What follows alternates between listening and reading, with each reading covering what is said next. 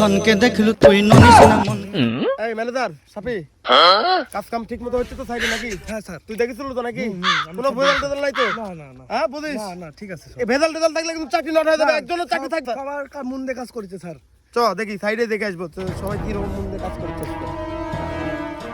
কি রে এই ম্যানেজার, ধনকে দেখলু এই যে এরকম কাজ তোর মতন সাইডে ম্যানেজার রাখে আমার দরকার নাই। অতএব বাবা তুই কামই করিস না, আমি সাইড দেখাশোনা করছি, তুই বাইর যা, যা বাইর যা। আসবো না সাইডে কোনোদিন আসবো না, সাইডের দেখি গোষ্ঠী জানে না।